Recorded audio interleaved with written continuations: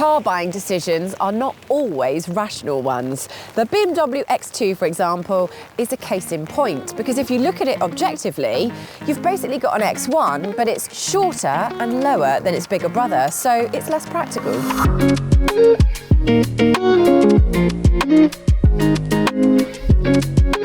And yet tens of thousands of people in the UK alone have bought one, so it must have something going for it, right?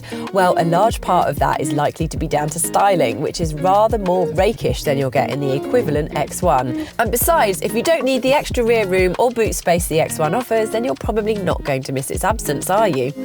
Looking at its rivals, the only other similar-sized SUV that has the similarly raked design is the Range Rover Evoque. Now, we have a review of that. Go to Tim's review on the Motorpoint YouTube channel. Oh, and while you're there, like, subscribe, click on the bell icon so that you catch all of our latest videos. Power comes from 1.5 or 2 litre petrol engines or a 2 litre diesel with a choice of power outputs, or this model, which is the xDrive 25e plug-in hybrid, and that pairs a 1.5 litre turbo petrol and an electric motor to give a total output of 217 horsepower and the potential for around 30 miles of electric-only running. Depending on the spec of the X2 that you buy, you can either get front-wheel drive or four-wheel drive and a 6-speed manual, or if it's an automatic, you get a 6, 7 or 8-speed. This one, for example, is the plug-in hybrid and it has a 6-speed automatic. Hopping inside, and the first thing you notice is how low you sit, which is quite unusual for an SUV. And if you're after that high up, commanding driving position, you're not going to get that in this car. I mean, it does feel quite sporty, and I don't know about you, but that's kind of what I want from my BMWs. There's plenty of support and adjustment in the seats as well, so no matter your shape or size, you should be able to find a comfortable driving position. Everything feels like it's of good quality too, with impressive fit and finish and decent quality materials. It certainly outclasses the cabins of rivals such as the Jaguar E-Pace, though the Range Rover Evoque runs it close for stylish ambience, if not outright quality. Another area where the X2 scores really highly is the infotainment system. A lot of cars these days are moving over to touchscreen to control absolutely everything, well, apart from actually driving the car. But anyway, the X2 still has BMW's iDrive system, which allows you to control most of the infotainment system's major functions through here.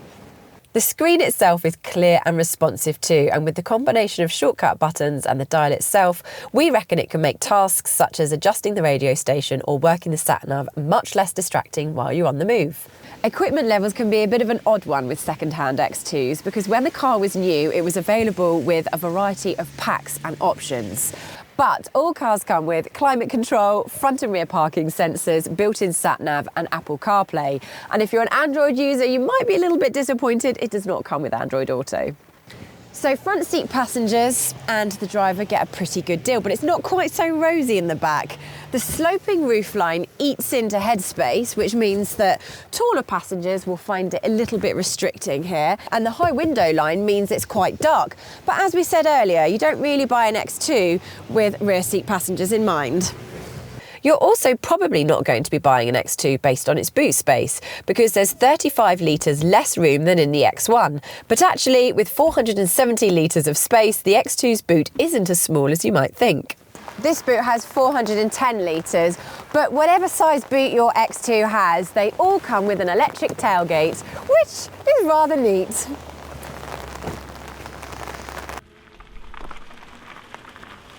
Another neat thing is the way the X2 drives. Now, not many SUVs can be described as fun to drive, but the X2 definitely is. And this one is fitted with the M Sport suspension, which is a little firm, but it compensates for that by having very little body roll in the corners.